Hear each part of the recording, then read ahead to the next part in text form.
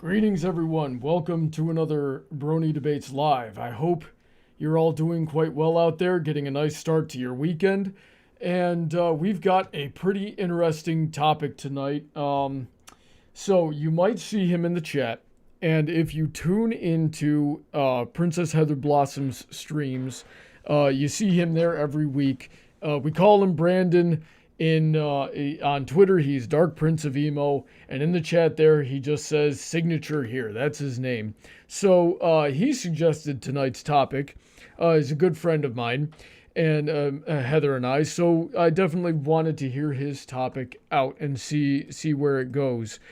He wanted us to talk about character representation criteria, which is my way of shortening down to what he actually said, which is the criteria for a show creating characters for representation, right? So we're talking about diversity in media and storytelling here, and I think how important it is. He did give me some sort of opening thoughts here, and we'll get to that in a second. But before we do that, I'd like to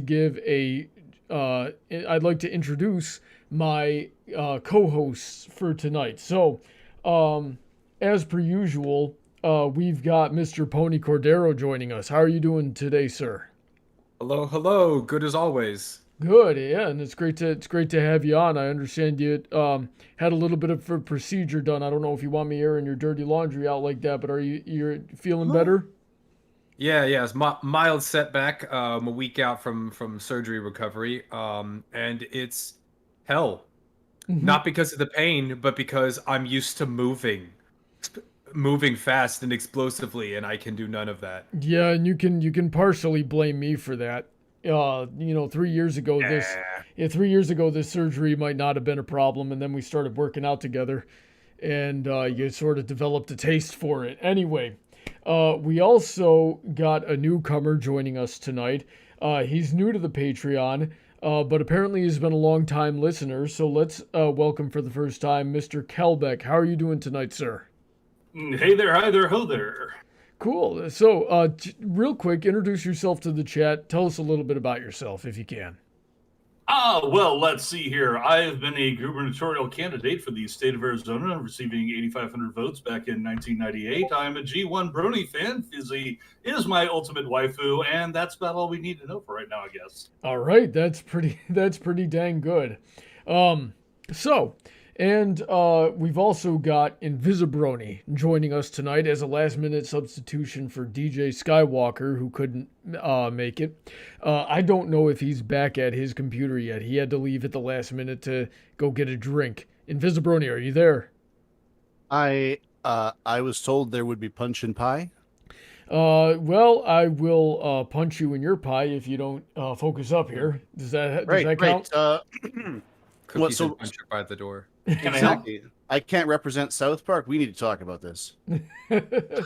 Alrighty then. So, if this happens to be your first time tuning in, I see we've got 11 viewers at the moment. And I see a lot of familiar names in the chat, but let me just say, what we're going to do is we're going to talk about the topic for a little while, and then feel free to comment and ask questions in the chat as they come up. We'll get to the interesting ones at the end during the audience participation segment.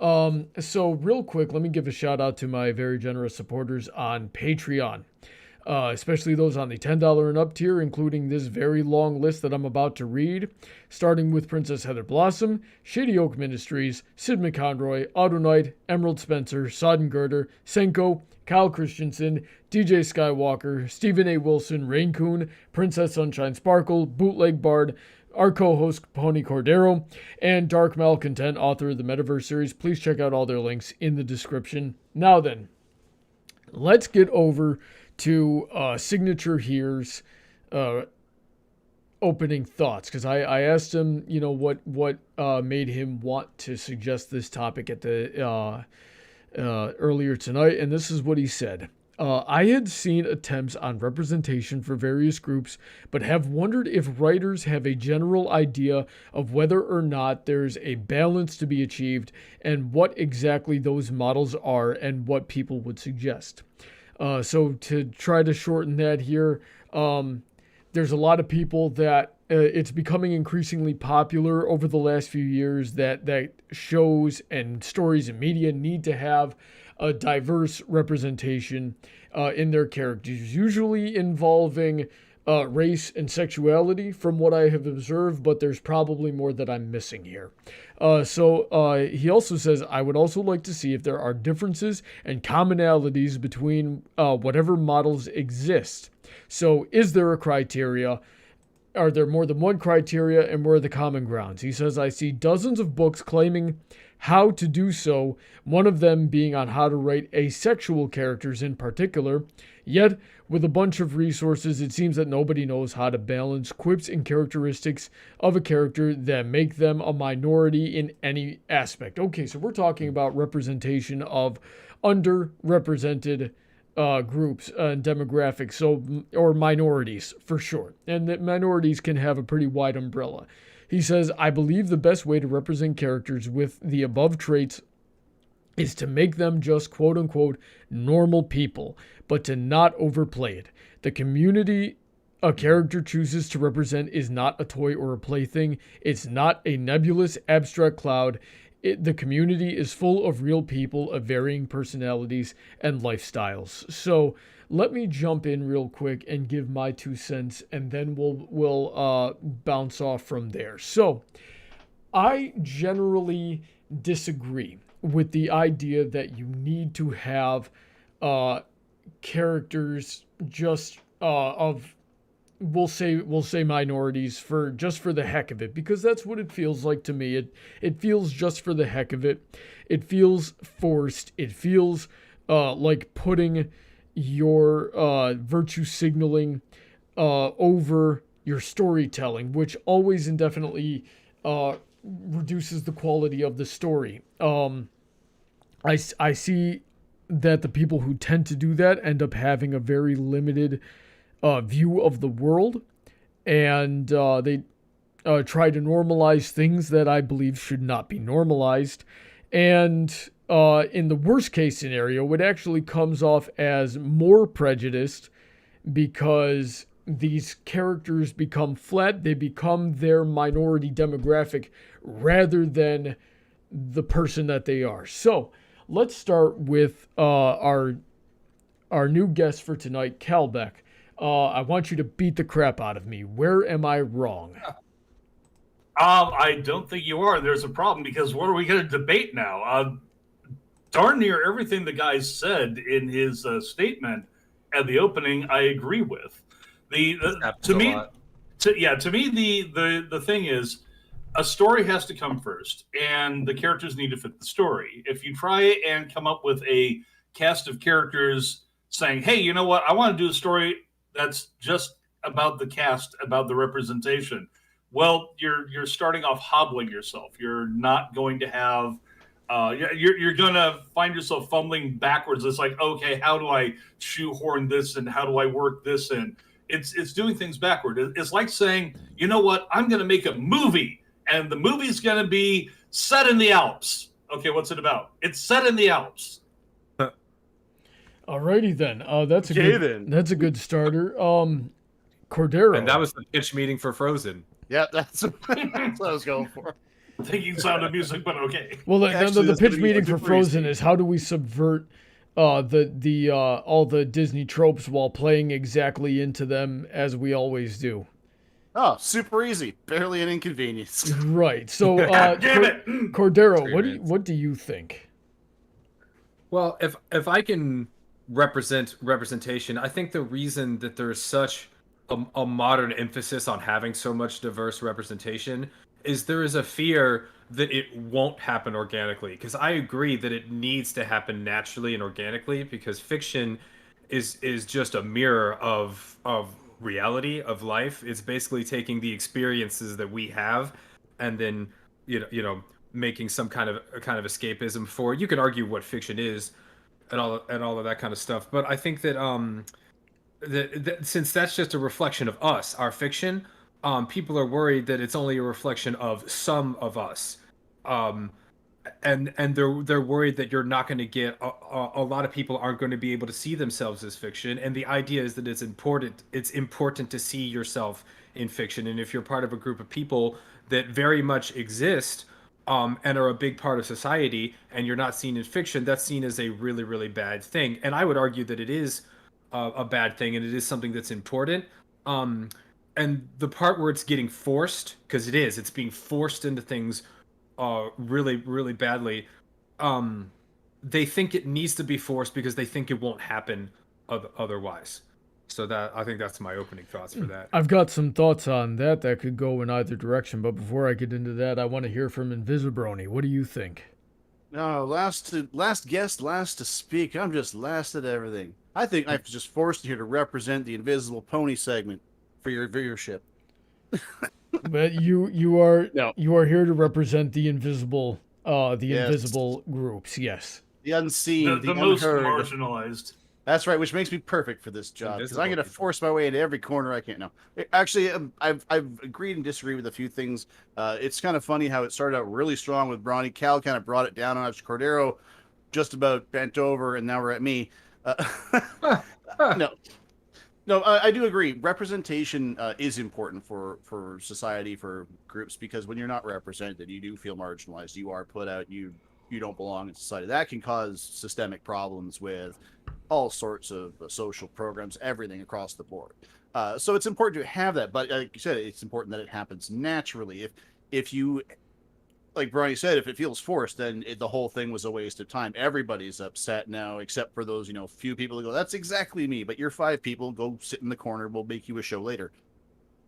So you gotta have something that not only does the everyman, but also the stereotypes. But it has to be done right, and that means has to be written by people who have this experience, or people working closely with people who have those experience. So I think one of the things that needs to fundamentally change is, who are we hiring to write these shows? If we just keep hiring, the same demographics, we're going to keep getting the same shows, and then all the representation is going to feel forced because it is. It's just that's how it's going to end up unless you have them represented behind the script. They won't be represented properly in front of it. So, Alrighty then. So what kind of you mentioned if the representation isn't there, that we get systematic problems. Systemic? Yes, systemic problems, I guess. well, marginalized people who don't see themselves represented in like, especially like you said, in media that's popular media, everyone feels a part of the social group now. They have a group to belong to, and those who get marginalized on the fringe groups tend to end up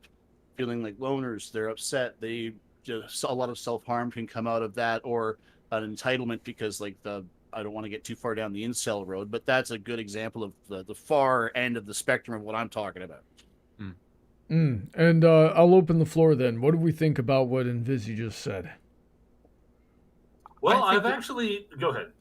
Sorry, I think there's also some fallout, some splash damage of focusing so hard on representation, because it used to be that you could feel represented by anything in fiction that you identified with, whether it was your race or gender or not. Like, that didn't matter. Like, if you saw a character and thought, that person or whatever is cool, like I like a lot of things about them, you were a kid, you put posters of it on your wall or whatever, you could feel represented by what you identified with or what you enjoyed. And by telling a lot of kids who may be part of groups that are underrepresented, like, hey, not only are you not represented, but it's a backhanded way of saying you're not allowed to consider yourself represented. When you look at Superman and Spider-Man and Batman, you used to see of yourself in those characters. Well, you can't. You have to see a black Superman or a black Spider-Man or Black Panther or something, and you can't feel represented otherwise. I think that there's a fallout of like, you're teaching people to only look for exactly their literal selves in fiction. Well, I And that's a purposely problem. more offering choice in the arena, having both available, but I can see where you're coming from. Yeah. Okay, so Invisi, what do you think about what Cordero just said? I think I just said what I thought Okay. about what he said. That All was right, me. I thought you had I thought you had more to expand on that. So, More. Calbeck, do you have anything that you want to add or take away from that? Well, I just really think it comes down to the culture itself has to develop, because as was mentioned before, basically pop culture is downstream from actual culture. It's what people put into society and what they are, and then it reflects back. I think there are some really excellent examples out there that don't get talked as much about as they probably should. Really good examples of representation in fiction, but unfortunately, it tends to be niche. The thing that comes to mind for me is actually a mod for the Shadowrun role-playing video game that came out some years ago. A series that starts with the Caldecott Caper, and I'm not going to name all of the chapters or we'd be here all night. But it's a long-running series, and virtually every type of character that you would think of as marginalized is represented, and not just as a checklist, but they all contribute to the overall plot. They all bring skills, they all bring viewpoints, they all bring their politics and their visual cues and everything else, and it goes together seamlessly because the story makes it all work together. It comes together instead of just dumping everything into a barrel and mixing it up with a ladle. Somebody knows how to cook. Yes. Yeah. You're making a quiche, not a gumbo. Exactly. Well, a good gumbo is still a good gumbo. But, Yeah. But let's just say that we're not taking whipped cream and putting it into the spaghetti. Now, hold on a second. Dessert? You never had dessert spaghetti? Oh no, now we're not getting into this. No, you use chocolate sauce instead of tomato sauce. Put a bit of whipped cream on there. You're fine. What did I just say about we're not getting into this? Okay, so Buddy the Elf, what's your favorite color? So when it comes down to representation, is it more important that we as a society emphasize character traits that we should try to aspire towards, or do we need to put a familiar face on that before we can really get people to unify? Yeah, that's kind of what we were getting at, and we kind of seem to be in agreement. Like, you really need both. Like, you can find yourself represented by anything and everything, but it's also nice to see yourself like visually or ethnically, or like where you come from. Yeah, and in media, like a healthy mix of both, I think, is great for society in general. I do remember hearing stories of I think it was a Mexican guy who then went on to work on some animation team for a show. I'm sorry, I can't remember which one, but he was talking about growing up, and he ended up sort of latching on to the Wonder Twins from the old Super Friends show, because they were Latin American or Mexican or something like that, and he just thought it was, he admired that there was a Mexican character in a mainstream television show, and he's right, most of the characters were just white guys, or just your standard typical American. Wonder Twins were space aliens. Just saying, but they kind of had the look. If you want to say it was about the look. Yeah, and listen, I get Calbeck. You've listened and you've heard me get caught being a filthy casual many times. So that's how much I know. But So and is it ironic that his power was ice? What the thing is that there were Mexican characters you're talking about going back to the 70s. Yeah. Most ethnic characters of the day, any ethnicity, were stereotypes, and they were done for comic relief. Apache Chief. Yeah, that happened a lot. That was in the chat too. Bad. The Frito Bandito. Yeah. Yeah. Oh God. Yeah, but then they latch onto that too sometimes. Like I have yet to meet a Mexican guy that doesn't love Speedy Gonzalez. Yeah, that's a popular one. And the thing is that it was used for comedy about everybody. So you would have virtually any time a German would come on, there would be a Nazi joke, almost every time. Yeah. And they'd make fun of the accent, and it would just go on like that. Everybody got their turn going through the grinder back in the 70s. And Yeah. and even before that, like the old Bugs Bunny cartoons that you're not allowed to watch anymore. They had the Irish in there, they had the Japanese in there, they had the Scottish in there, they had it. But but those are Sure, Megara. yeah, but those are those are considered racist now, which always drove me nuts because that was that. So you get these. You're not allowed to have comedy. It would at least it would appear as though, or you're going to upset a lot of people if you have comedy in your representations, or if you take some of these marginalized people and you portray them negatively in any aspect. And So that right there, sorry, go right ahead. Actually, that's a good spot to cut me off. yeah, that right there is one thing I hate the most about the whole representation conversation in general, is that even if you're like, I'm for this part of representation, but then I hate this part of it, or this part, I hate this part. So you can't have, one or the other. Sorry, I know I'm rambling randomly. No, you've got to take you've got to take the good with the bad. Yeah, exactly. Yeah. If you're gonna have the good representation, there has to be the funny offensive part, and it has to be done correctly. Obviously, you can't just go start throwing the N-word randomly. Like, look, humor, haha, Yeah. that's funny. Well, no, that's not how it works. It has to be done properly. And sorry, the other part is that if you have to, everyone has to be represented. You can't say, well, we can't have gay characters. I don't like gay people, but we'll make fun of all the Polish. You can't. You have to make fun of everybody or nobody. What were you saying, Cordero? Also, caricature is a great tool for introducing ideas ideas to children in a fun way that they'll enjoy.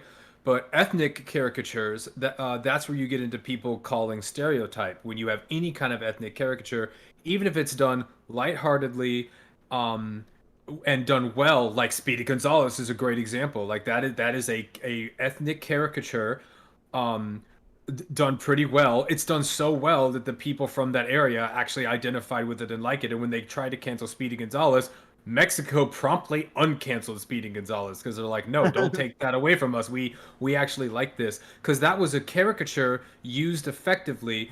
So you could say that wasn't negative representation. But these days, it's really hard, if not impossible, to use caricature for children's media ethnically without being considered a stereotype or offensive or bad in some sort of way. And I think that's a big loss to have, is if everything gets labeled bad representation, unless it's done exactly the way who knows thinks it should be done. And what's worse, go ahead and Vizzy. Oh, especially if you're being offended for somebody, and they're like, "Excuse me, no, I'm fine. No, I'll protect you. Don't worry. I'll make sure they're not hurt. I'm not hurt. I'm fine. But no, calm down. It's okay."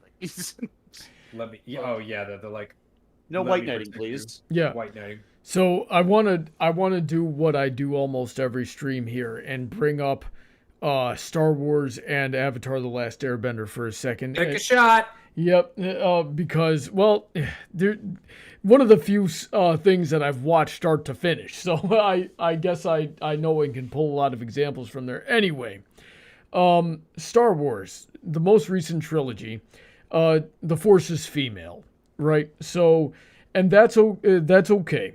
There were a few good female characters in Star Wars previously. We had Princess Leia, we had Queen Amidala, and Senator, or later on Senator Amidala is what they get. But a lot of good female characters. But in the recent trilogy, like, most of them were. But they wanted that representation in such a positive light that they never at any point gave the characters challenge, right? So Rey is a genius in the Force. We've got the commander that barely has a moral quandary with sacrificing half of her squad to for some warp drive maneuver, and then nothing. It takes all the challenge out of it.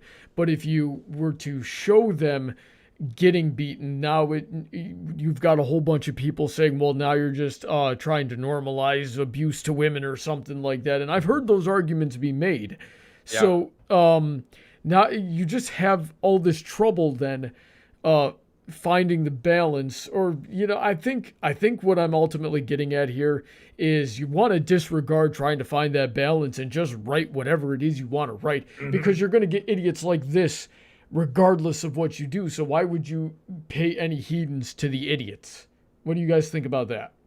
I really don't think that there's any such thing as a sliding scale there. It is, you write the character to fit the story, and that's that. If the character needs to be a bumbling idiot, if the character needs to be a super genius, if the character needs to be a bumbling idiot who's a super genius, do it. The problem with the state of representation right now is that you can't do that anymore. Yes, you can. That's the problem is they make you won't pay for it. They fight you over it. You have to fight back, and if you don't, they're dictating. That's what I mean by can't. They do dictate, and they won't let you because representation wasn't enough for a lot of people, or for we'll just say we've been dancing around it. For the woke left, representation wasn't enough. There had to be a message behind it.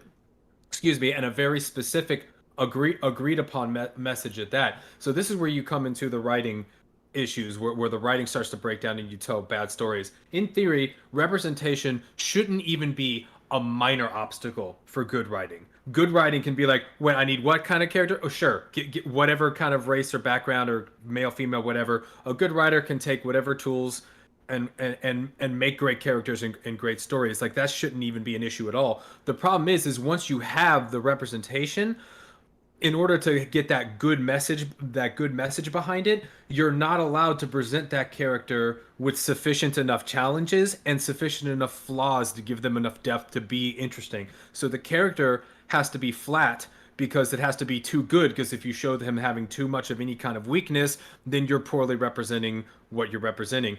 And on the other side, on the antagonist side, the antagonist can't be too strong, can't be victorious, can't be relatable. They basically just have to be bad and evil and just fail constantly in front of the represented protagonist, because otherwise you're just giving a bad message about who you're supposed to be representing, because they don't look at fiction in totality anymore. They look at every little microscopic thing. Like, I can't believe you showed this woman, like as Brony was saying, getting beat up by a male character. That's promoting violence against women. It's like, at the end of the story, the woman character has an arc and overcomes that evil. You look at the totality of the story, and it's the woman character won. She was the protagonist and the hero.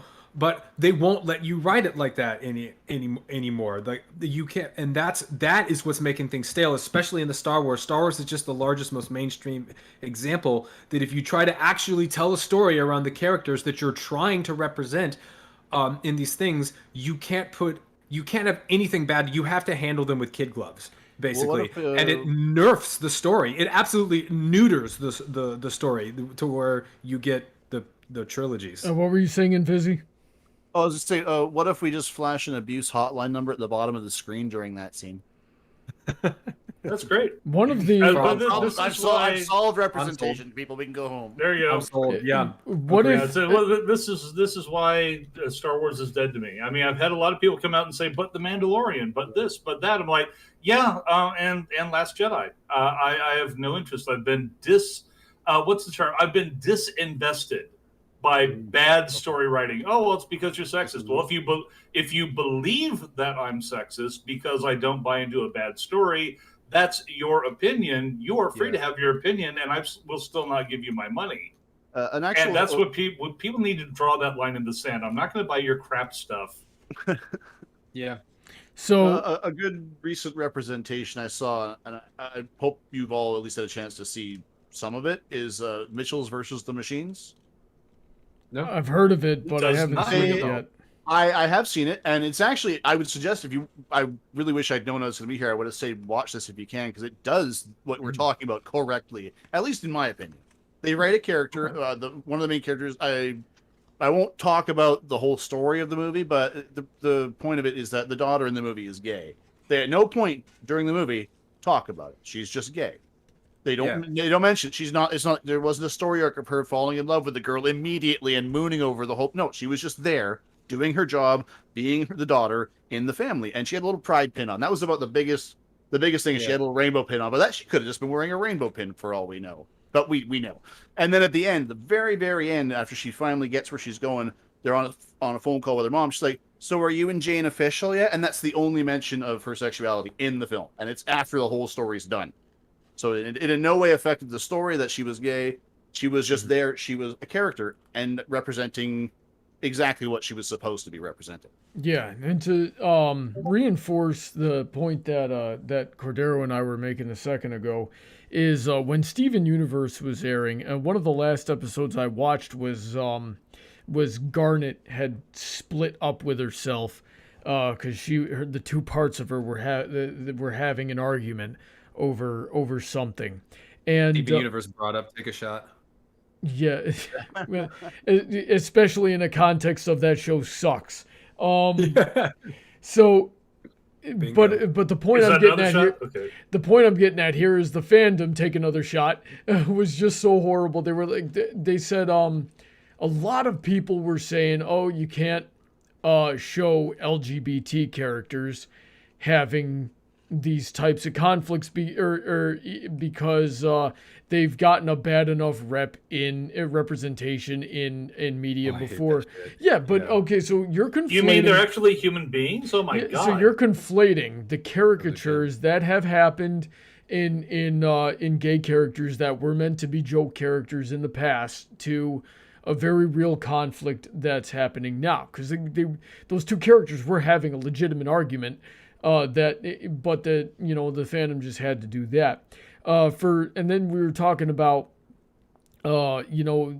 people getting offended for other people, and that happened. That was the reason I wanted to bring up Avatar: The Last Airbender, because that was written by your well, I shouldn't say stereotypical. That was written by your bog standard Hollywood types, but it was done with a passion and a genuine interest into the cultures of which the various nations took their aesthetic inspirations from. So, like the Inuits of the water tribes, or the Japanese soldiers of the fire tribe, or the mainland China of the Earth Kingdom, and the Tibetan monks from the air nomads. Because they had that genuine curiosity, they were able to go out and find people who knew about these aspects of culture and could share the genuine aspects of that, and weave it sort of into the narrative without it just beating you over the head with it. So that was why I wanted to bring up that example of how to do things right. Instead of picking just like, oh, you can take 3 from that ethnic group, now write me a town of characters. Three traits. That's it. And that's when you get Planet of the Hats tropes, which is just as bad. That's when you get the Klingons, or the Daleks, they're just it's an entire race of just one. Exactly. It's just an entire race of one thing. And that's not how characterization works, which is one of the reasons why I love Friendship is Magic so much, is because it took all of the issues that you could have with like culture and race and gender and anything like that, and just strips it down to the human aspect that literally everybody goes through, that with friendship lessons that are universal. So to get back onto the topic here, that would be my criteria of how to write good representation. There's only like 10 different stories out there, right? The hero with 1,000 faces. You pick the one that you want to watch, the one that you want to tell, or the type that you want to watch, whatever it is, right? And your type of conflict, and then it's just, okay, what lens do you view this conflict from? Do you view it from a lens of LGBT sexuality? Sure, fine. It's not a story I would read, but it could still be a good story. Now it's relevant if your characters are gay. Do you need to, does your character need to overcome some sort of man versus nature? He's got to fight the spirit of the volcano, right? The god of the volcano or something like that. Then that same conflict is going to take on a different sort of face. And then it's, what kind of character are you dealing with? Do you want to write a brave character? Do you want to write a cowardly character? Do you want to write a smart, a dumb character? And you got to take those characters out of their element, and because that's where the conflict is going to come. And then you got to ask yourself, do they succeed or do they fail? At no point in time here do immutable factors really take a part of that until you get into the aesthetic choices of the story, which can either be inspired by the culture that you come from, inspired by a curiosity of the culture, or just totally random. Now, I rambled on for a long time here. Does anybody have anything to say to anything I just said? Yeah, that makes a lot of sense. I think what it breaks down to, because that was your criteria. My only criteria for representation is just to tell a good story, or at least that should be the only criteria. Because as I've been saying, is you could put any face, any color, any mask on the protagonist and antagonist. So have all the representation you want, as long as you are telling an effective story that people can relate to. That should be enough, and that used to be enough. And the problem is that's not enough anymore. I would say that I have a really good example of a bad attempted representation.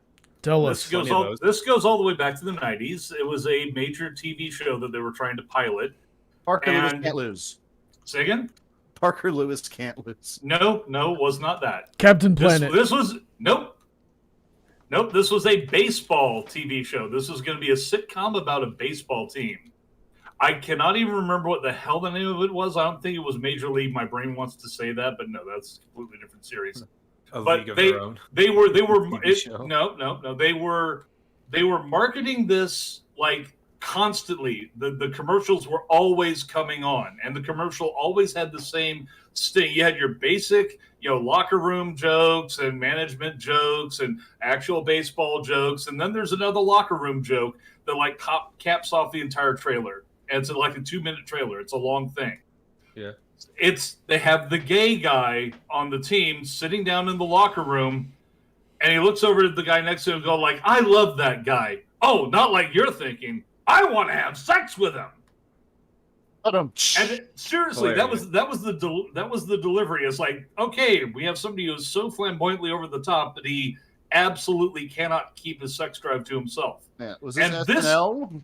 This was going to be a mainstream TV sitcom. But it killed the pilot before it aired because of the backlash, not against the character being gay, but being offensively gay to the point of he was clearly developed by a committee that said we need a gay character here.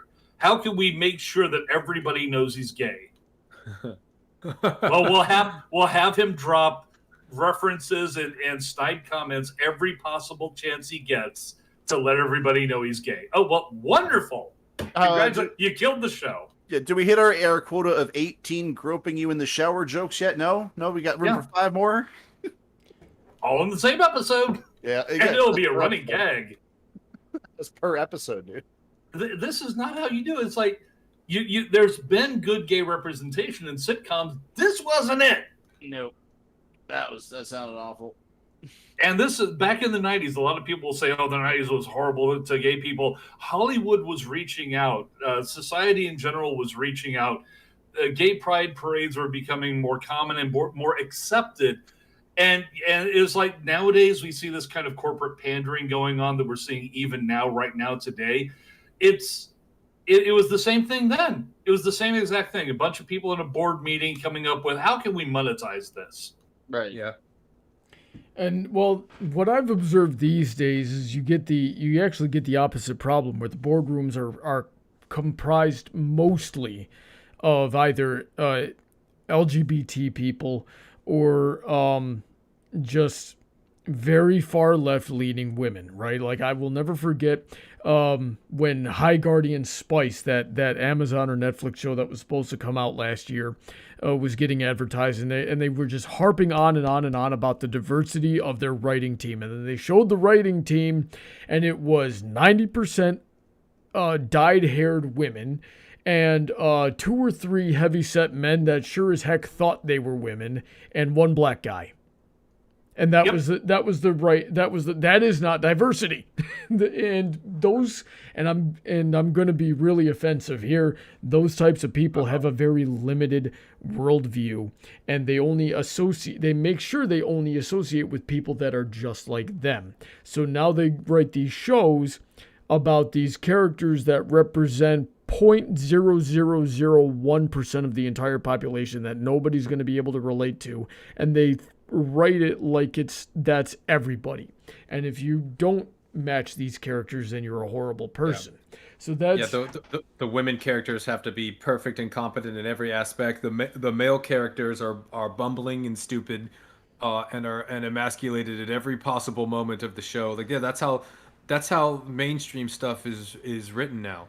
Well, I don't know about the emasculating part for modern day, but back, let's say the 90s. Right now. Yeah, right. They were emasculated right now, but you weren't far off. Like, even if we go back to the 90s, so many shows had the formula of there were two guys that were the main characters, and they played off each other, and they were competent enough to function, but they were also sort of idiots, especially when they were in the same room. Perfect strangers. And then there was the one chick, the third wheel, may or may not have a romantic interest in one of them, but she's the level-headed one. And that was the formula, especially for about 90% of kid shows back in the 1990s. At least, I got 2 words for you about TV right now. Yeah. 2 words that you will see everywhere across TV, and 2 words that you can ascribe to a lot of the problems in the writing industry and TV today. Chuck lore. What's that mean? Chuck lore. Chuck lore. If you watch any sitcom nowadays, chances are produced by Chuck Lorre is going to show up right at the end of it. Okay. Yeah, he makes Big Bang Theory. He made 2.5 Men. He made all of the shows that sounded. I'm going to go through all of it, but like any sitcom nowadays, it's done by Chuck Lorre, and it's just all cookie cutter. Basically, it's the same story, but with just pull off the costumes on this one and shove them onto this one.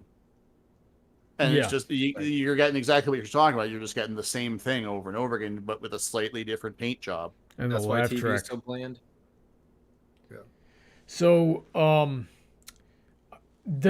another good example of representation that I'd like to talk about real quick is you can have purposefully minority engineered shows or media that does good. And the first 2 that always come to mind are the characters of Static Shock and Miles Morales. So those 2 characters were specifically designed for the idea of giving the black community a role model for as young black kids, a role model like that. And they nailed it. Yeah, and they nailed it. So and those were both, produced by white guys too. And that was I'm sorry, I keep backtracking here, but that was another point I was trying to make with Avatar: The Last Airbender, is that people got offended that white guys were making these shows with these inspirations. So why was it not a problem with Static Shock and Miles Morales, but it's a problem? It was done right. No one was paying attention to the man behind the curtain back then. They just cared about what the final product looked like. Now, not only does the final product matter, but every single person behind the scenes and behind the curtain has to also be. You can't just have representation in the show. You got to have representation all throughout the staff and all of that. So it's like, oh, you're writing a story about the black experience? That has to be written by a black person, when really it should be able to be written by a white person or anyone else, just as long as you get the as long as you get it right, as long as you get the representation right. Because if you're not gonna connect with the people you're trying to represent, then your story's gonna fail. It's not going to be successful anyway. So there's already going to be an emphasis on to get it right to begin with, just by the nature of that. And if the white guy writing the black experience is getting it wrong, then get black people on the staff, get somebody to influence it, or fire that guy and give it to the black creator to do. You know what I'm saying? Like, if they're nailing it, I know what you're saying. There shouldn't be a problem. But unfortunately, there is a problem. Yeah, and then what we end up running into is now we're hiring people based solely on their immutable traits, their gender, their race, their sexuality. I have to ask you a question here. What's up? What is the black experience? I mean, I don't know specifically. I have never met a black person who could even say what it was, and most of them are, when asked, are offended by the question, because there is no one black experience. There's also no white experience. There's no Asian experience. There are stereotypes that are applied to everybody's experiences, and I think that's what causes a lot of the problems and a lot of the blowback, even from the communities that are supposedly being represented. Black people going like, I never got raised like that. That is, some characters like, hi, I wear bling and I talk in gangster and I refer to a firearm as a gat, and that's the black experience. No, that's not. I don't remember seeing any of that in Beverly Hills. You almost have to generalize. In order to define any kind of black experience or any kind of group of people experience, you basically have to generalize, because you have to take common shared experiences within that group in order to do that. And guess what that's called? Guess what aggregating? Yeah, exactly. If you aggregate common shared experiences that are well known and filter them down, oh shit, you literally just created a stereotype by doing that. So it's like, so what do? Do we have to try to walk that thin line and just perfectly nail the general black experience as written by a black man without it turning into a stereotype? Or should we just put the faces on the screen and just make stuff that's relatable and let people connect with it? I like the second idea better, but they won't let them do that. Who wants to dive into Boondocks? Yo, that's a great show. I think Boondocks did it perfectly, because what it did. Okay, here's the thing. Here's the trick.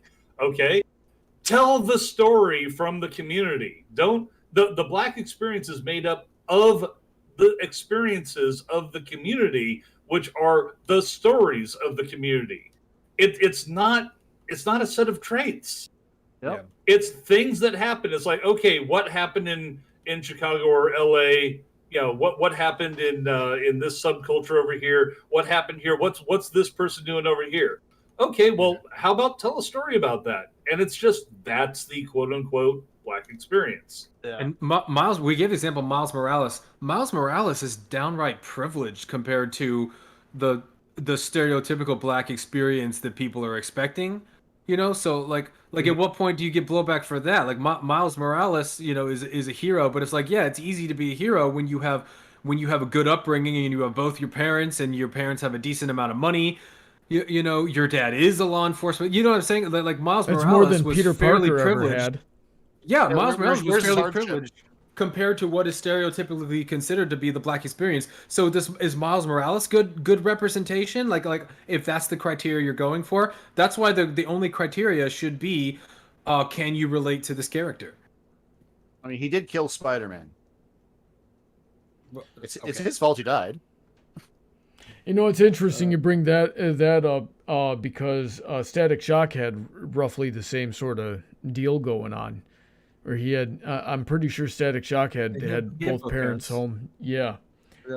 So I see Martin Darabi in the chat saying Static Shock is better than Miles Morales. You know something I only know about Miles Morales, and I know the general inspiration of Static Shock. I don't know as much as I should about Static. Anyway, Static Shock is fun. That was a fun show. I'd actually like to comment on something Signature just said. Yeah. Signature said aggregating common experiences for education and visibility's sake wouldn't necessarily be the worst thing one can do. And that has happened before. Schoolhouse Rock from the 70s did it a lot. And Schoolhouse Rock wound up in more recent years being chewed out for being sexist and racist and stereotypical, because these aggregated common experiences wound up being considered stereotypes. Did they come for Fat Albert yet? Yeah, long ago. A long time ago. Yeah. Oh yeah. Hey, you're going to jail. Yeah, they went for that long before we knew about Bill Cosby. And the thing is, Bill came up with the Fat Albert characters because these were people he knew as a kid. That he exaggerated them, but he grew up with people who were very similar to this. And he knew he could make money off them. A black man took his black experience and wrote stuff about it, but that's not. But again, not good enough.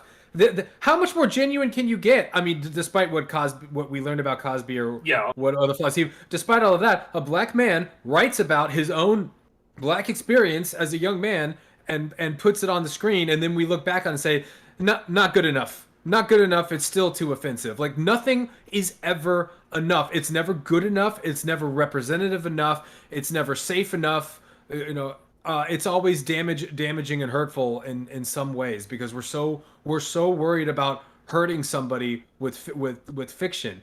Yeah. Because I guess we're trying to distract ourselves from all of the hurt people have in real life or something, So- and dealing with real problems. We have to turn to fiction, because if we can just fix fiction, apparently that'll fix the real problems that we have no hope of getting around to. The another argument I've heard about representation is that that we should only be giving these writing jobs and voice acting jobs and animation jobs to people who are from the cultures that are being represented in the story. So, like I said earlier, with The Last Airbender, that was made by some white guys, and some people would have rather that show been written by people that are from those cultures. And I'm sort of on board with that, but I don't want somebody who came up with the idea to get turned down because of the color of their skin. If You don't want it somebody, to be a requirement. yeah, let's say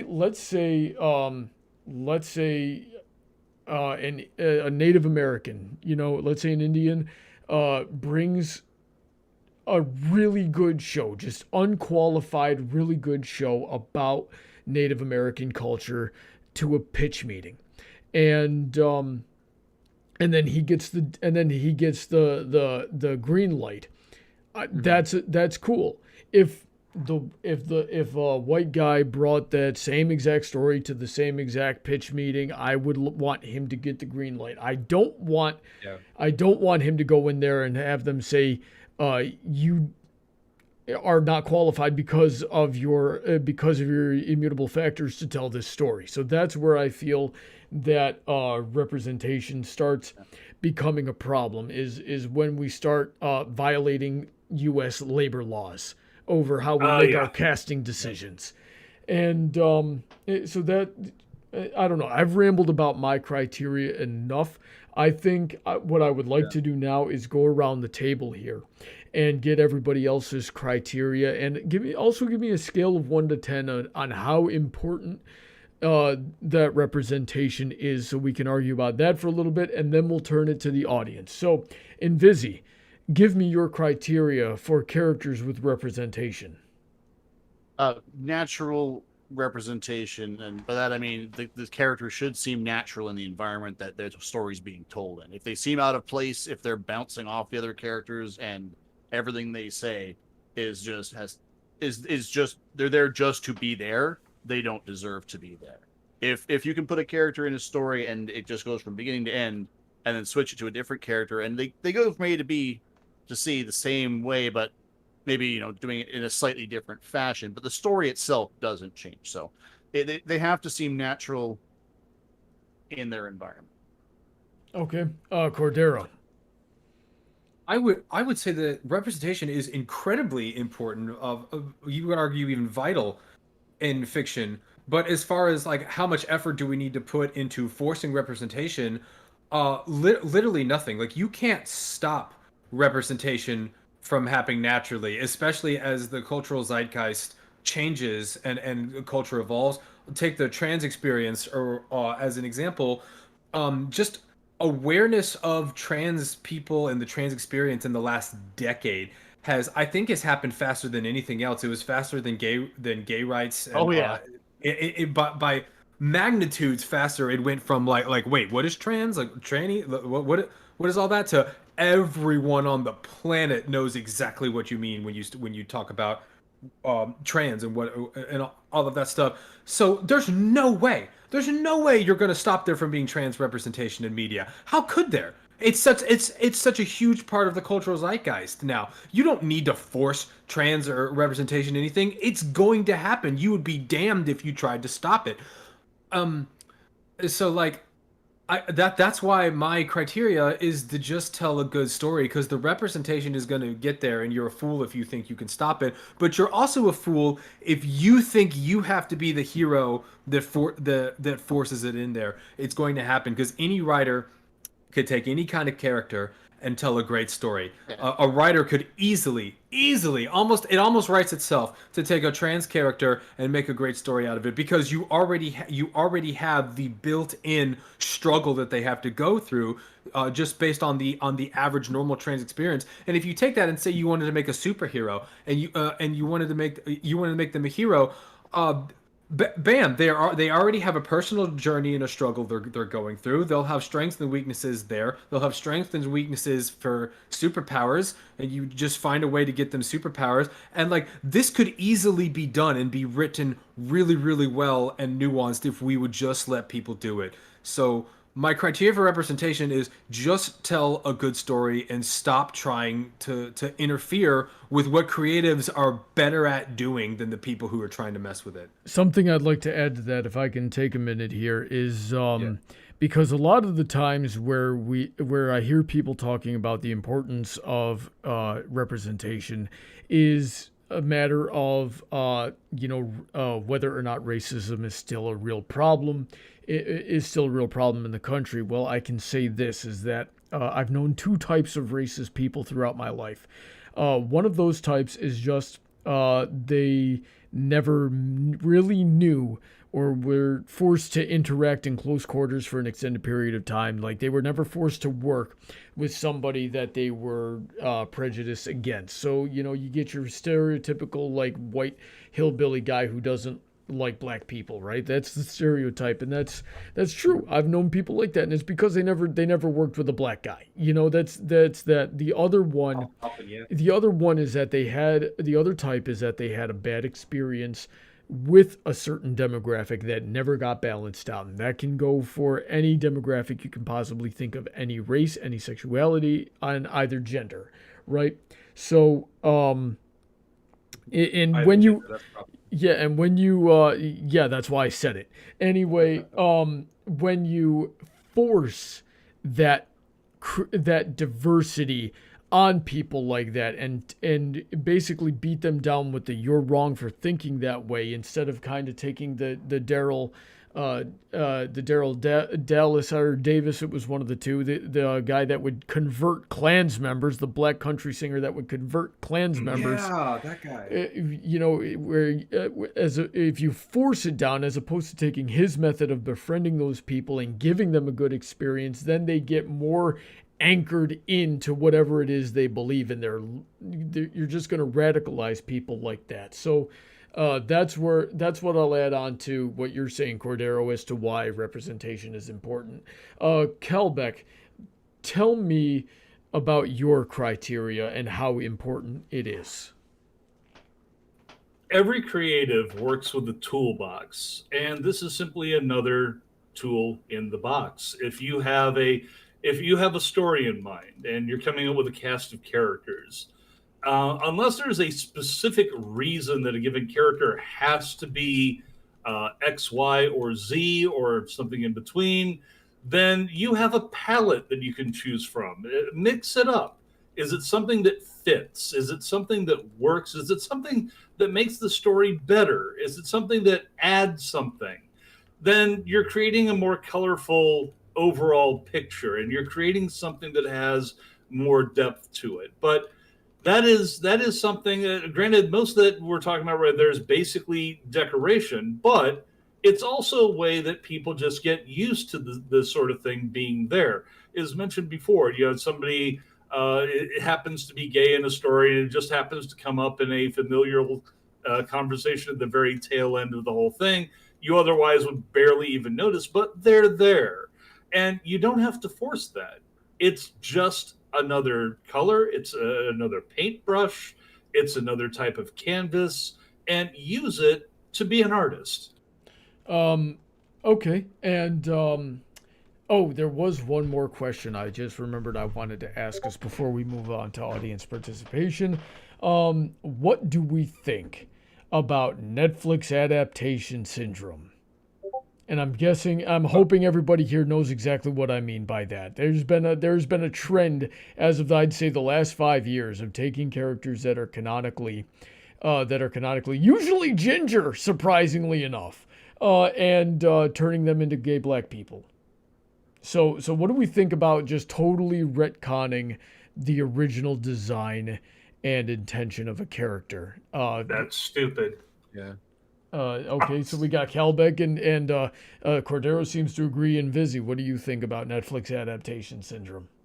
I think that people are looking at it in the entirely wrong light. And let me tell you why. These same people who are going, oh crap, Netflix is ruining my childhoods and my Supermans and all my comic heroes from when I was 5. Oh my goodness. And yet these are the same people who have boxes and boxes of comic books that are multiverses where, Tony Stark is black and he's an alcoholic in this one, but he's not an alcoholic in that one. And in this one, Magneto's kids are, Quicksilver and the Scarlet Witch. And in another version of it, they're actually dating each other. And then in another version, they're not. And then in another version, Cyclops. It's multiverse. It's a multitude of stories. You can use the same characters and change them up a little bit and retell stories, as long as you're not saying this is the canon. It's an interpretation of But the story. at that point, they're not the same character anymore. At least not in. Exactly, and that's my point. Is people who are looking at the Netflix adaptations aren't viewing it in a multiverse, like different comic. It's a different telling of the story. So yeah, the characters can be different. You don't have to like it, but they're not destroying your childhood. Yeah, your childhood is still there. The content is still. They haven't erased it from history. It's still there. You're okay. Calm down. Well, we're getting ginger erasure. The world is not sure. ending. Yeah, exactly. Again, it could be a problem if, let's say, it happened to all, like, I honestly, like, I hate using this argument, and it's not even an argument. It's hypothetical. What would happen if they made a white guy play Martin Luther King in the movie? That would end the world, I'm sure. The world would explode if that happened.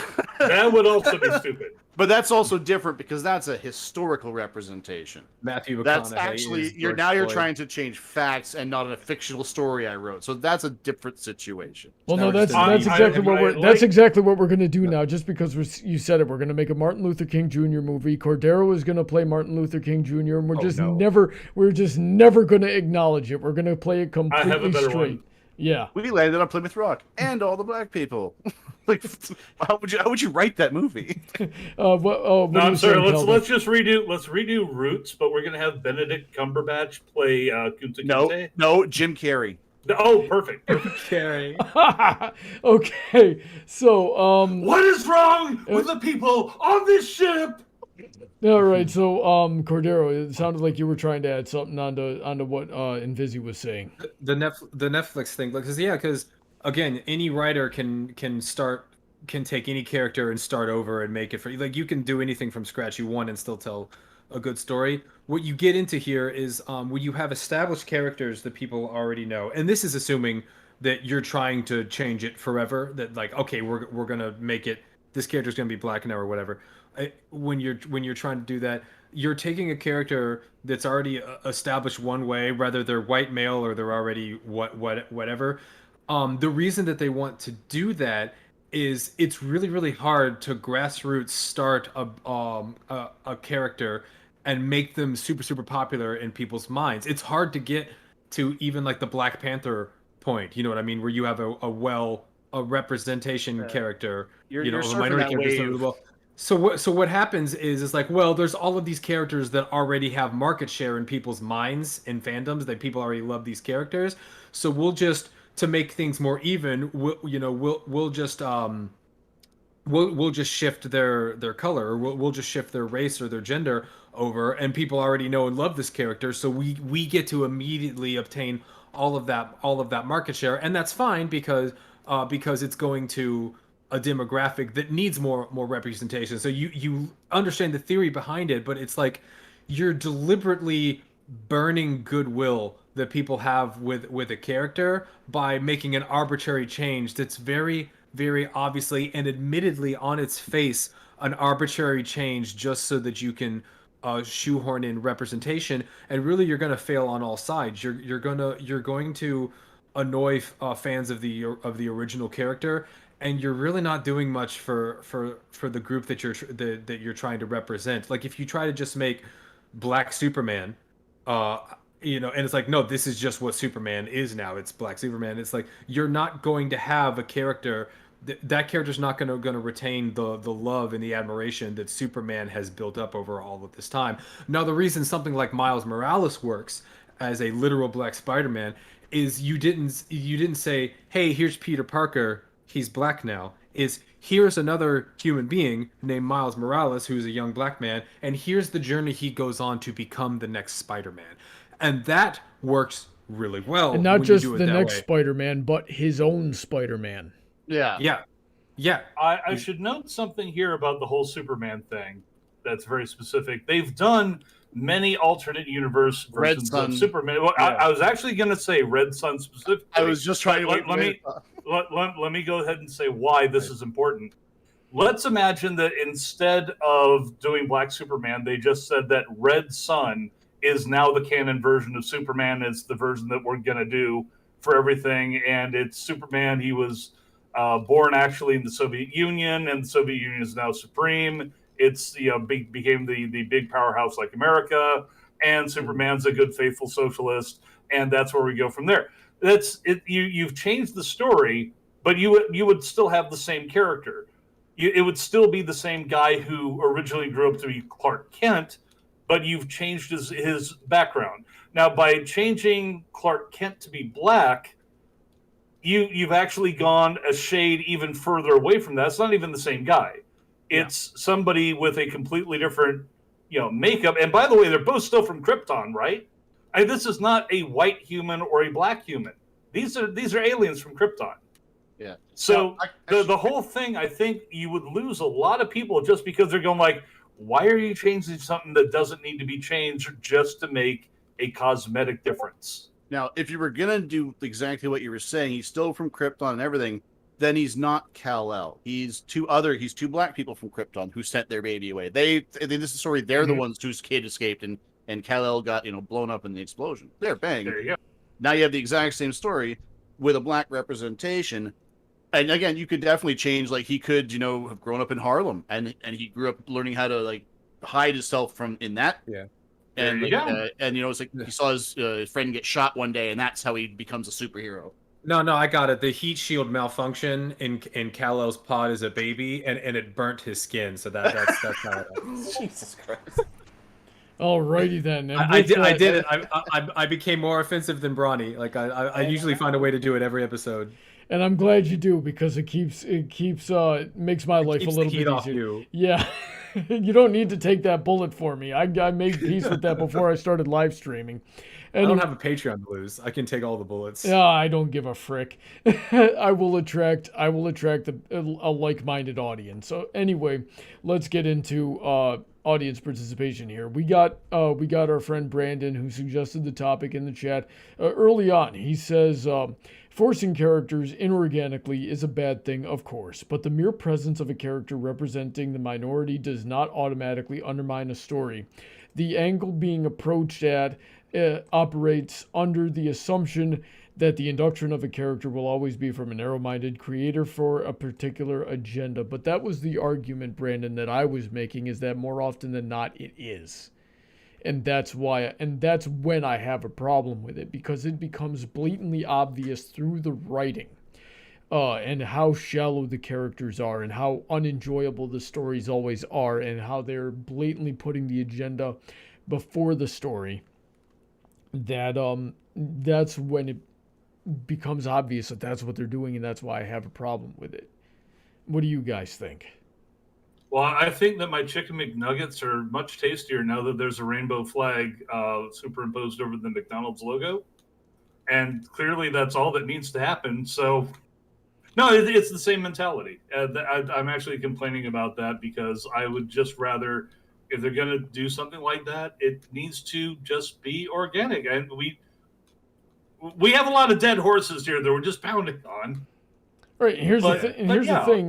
That's a lot more cynical aspect of it. At least in media and creative avenues, you can assume that somebody cared enough about their character being some sort of nationality or some sort of race. You sure?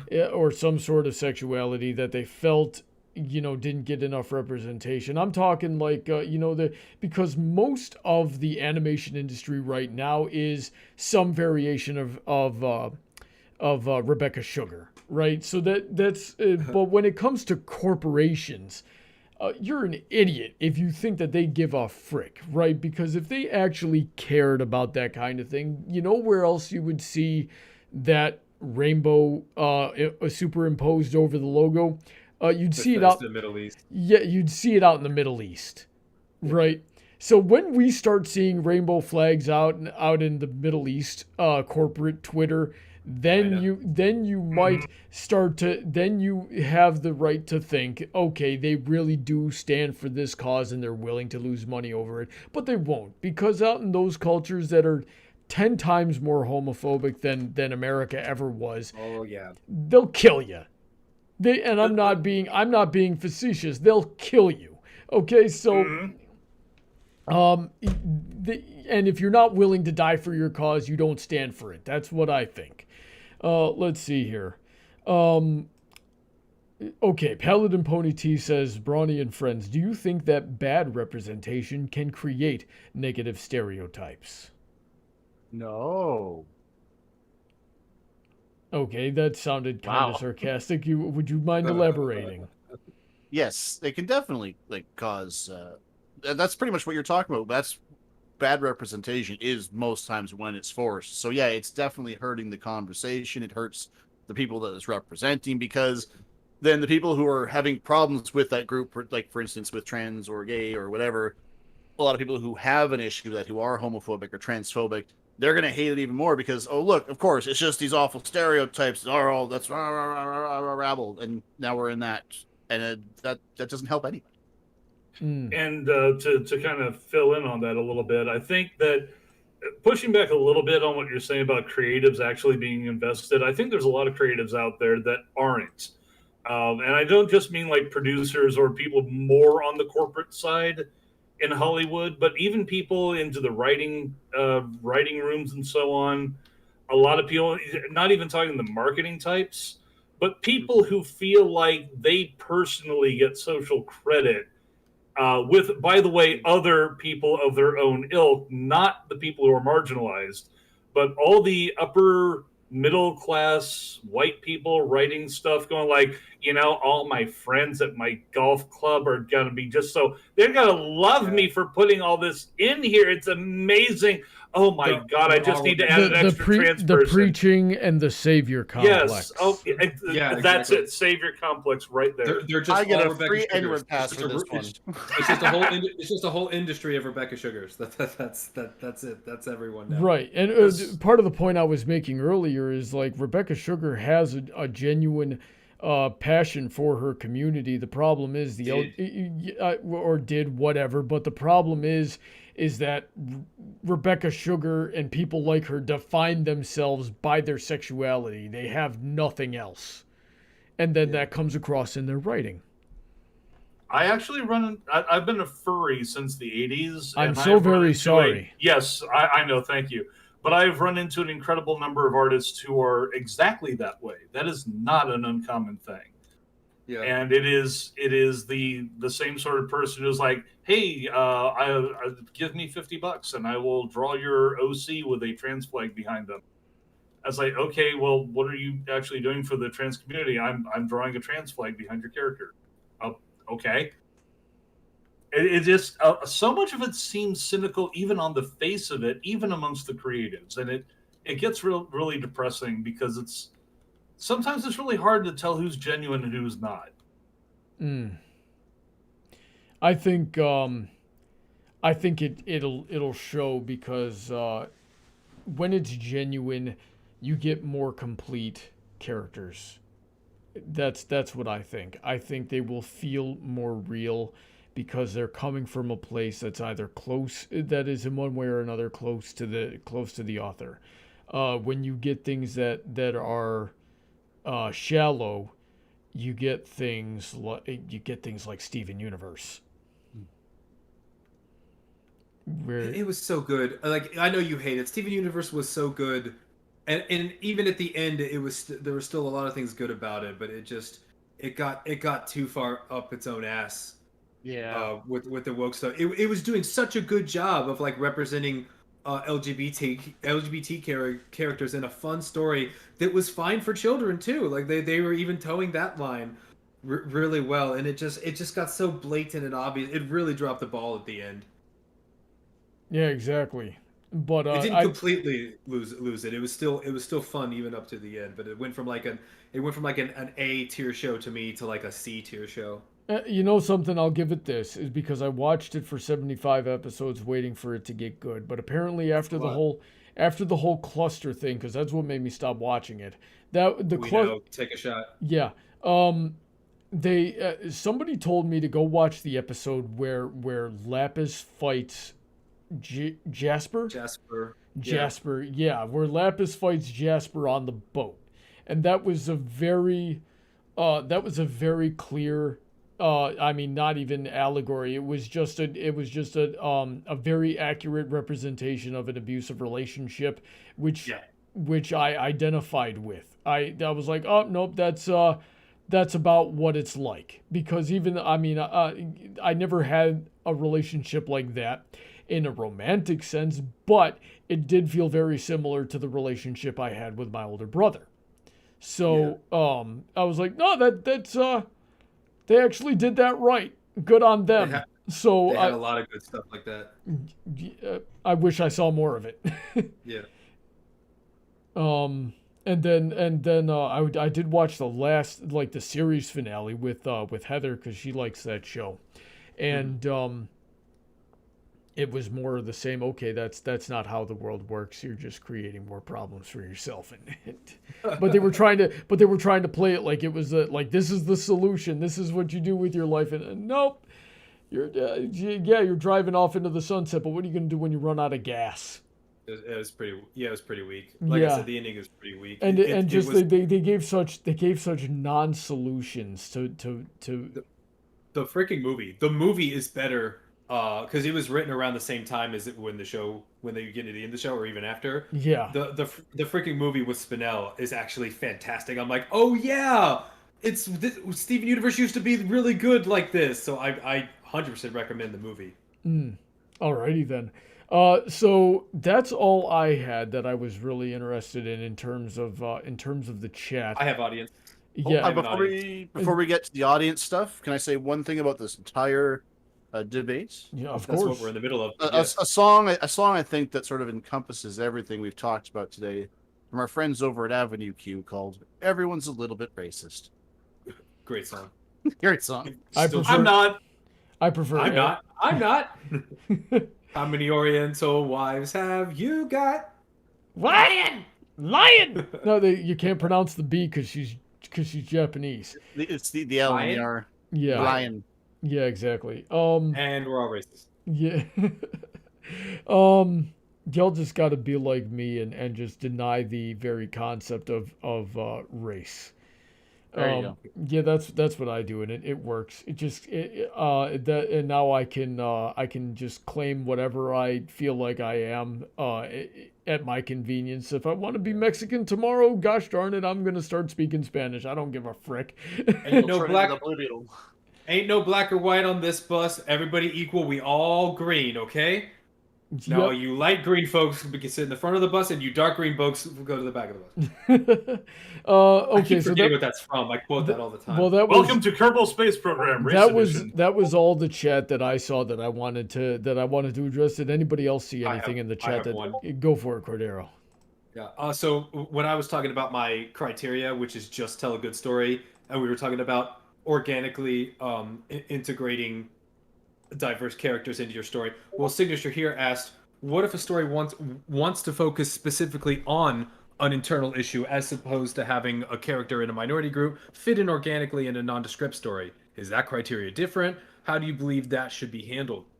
And I think Calbeck and I agree on this. Well, then, yeah, you could do that, and now that's what the story is. Because my criteria is still just tell a good story. Okay, well, the story you're telling is focusing on what that person of that color or that group has to go through. So I guess we're back to like the black experience or whatever. But you would be focusing on one particular example or one particular experience and telling a story based on that character. So yeah, you can shine the light, you can laser focus in and make that all about it. Like that's the thing, is you can have a story that's about someone being gay or about someone being black and them going through what it's like being like that. You can do that. and you can tell a great story out of that. That's just your chosen focus. Like the problem never was diversity, and the problem never was politics. The problem was never focusing on any of that stuff. The problem is, as we talked about before, there are so many obstacles that woke culture has thrown into telling a good story. And you look at Star Trek, people on the left will complain like why are you complaining about politics in Star Trek? Star Trek was always overtly about modern problems and politics, and the simple answer is yeah, they used to be good at it though, and now they're not good at it. That's the difference and the problem. Star Trek is so bad at representing politics and the human experience now, and they used to be the example, the best, the hallmark of talking about politics and U.S. not U.S. but human Earth politics, but you put them in space. Yeah, but don't you see our current problems out in space? They used to be so good at that, and now they suck at it. They're absolutely terrible at it, and the reason they're terrible at it is all of those woke obstacles put into telling good stories now. But don't you see he is black on the left side, not the right? Still better than anything in Star Trek Discovery and Picard. Yeah. Star Trek Discovery. Suddenly we have Admiral Trump in charge of whatever that division is that does the evil shit. Yeah. Oh, Sector 31? Yeah, Sector 31. Admiral Trump is in charge, and then they're doing all this ham-fisted stuff. It's like, politics has always been part of it. Ah! And Julian Bashir has to stop him. When you're writing a story, your characters just have to be human. I mean, they can be aliens or anything like that, but they're caught yourself quick enough. Yeah, they can be anything you want, but they at the end of the day, a human is really only capable of writing about the human experience. Now, thankfully, the human experience is a very diverse thing, and there are as many human experiences out there as there are people. So how about you, Calbeck? Did you see any chat that you wanted to address? I've been paying more attention to the debate itself. I've been trying to scan back and forth every now and again. It's just I'm extremely OCD. So here, wait, you want me to pay attention to two things at once? What the heck? Yeah, it's hard. It's hard to read the chat and stay in the debate. Yes. I used to, well, I still do when I can. It's just I can't always is assign somebody to pick out the chat for us so that everybody on the panel can just laser focus on there. What about you and Vizzy? Did you see any chat you wanted to address?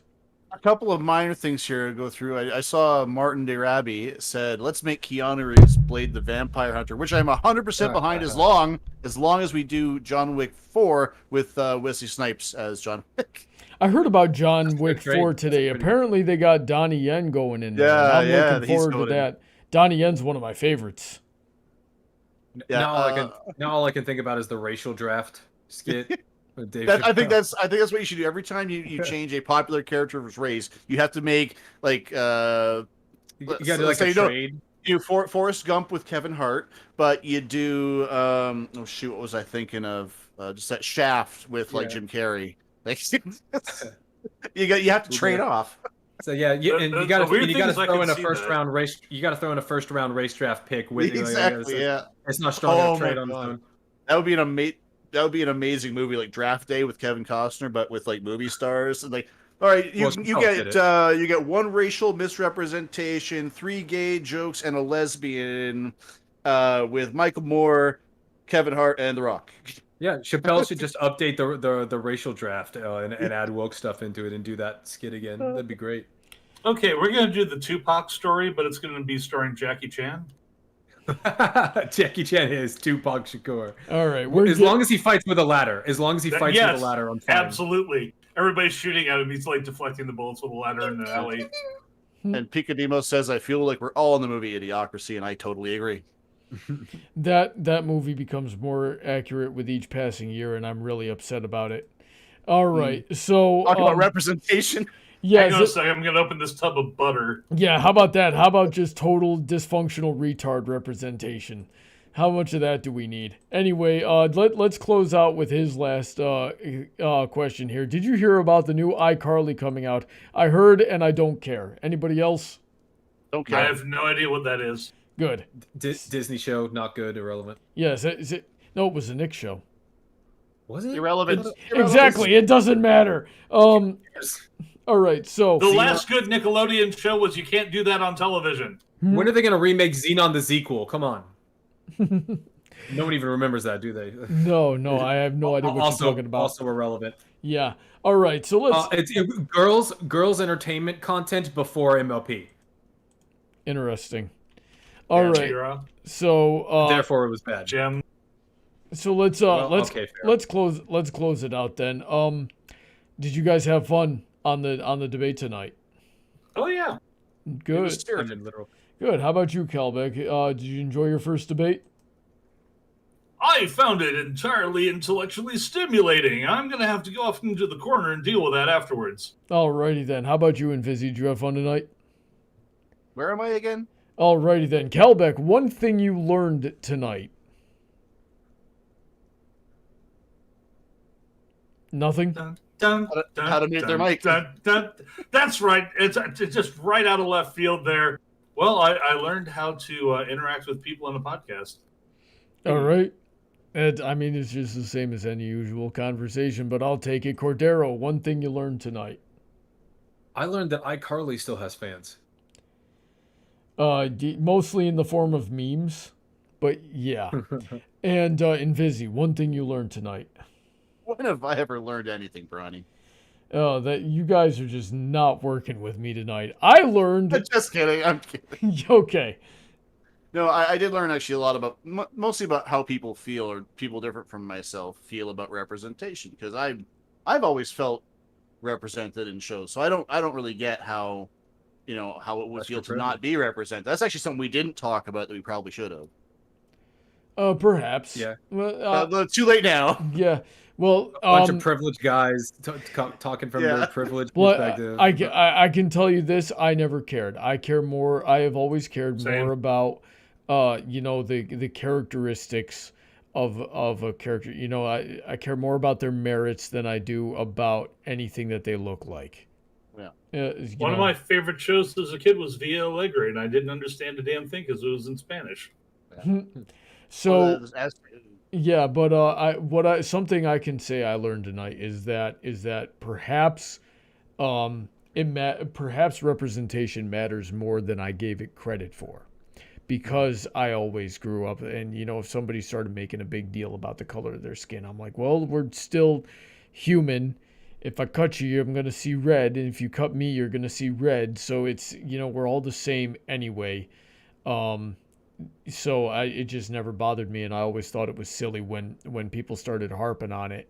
But yeah, so I'll just put it there. That's what I learned tonight. It matters more than I gave it credit for, and I have more to learn about this issue. So, right. Brandon, very productive chat tonight. Yeah, Brandon. Yeah. Well, we agreed with each other a little more than I would have liked, but that's all good. Brandon, thank you so much for suggesting this topic. If anybody out there listening wants to suggest a topic, you're free to do so. You can email me. You can do Tumblr at Brawny Buck, or you can do Twitter at Brony Debates, and I will see your suggestions. If you would like to be on the show, I would love to have you. We just need to get you on the Patreon for as little as $1 a month, in which case when you see a topic that you're interested in talking about, I can invite you on the show for that, much like, Calbeck did here today.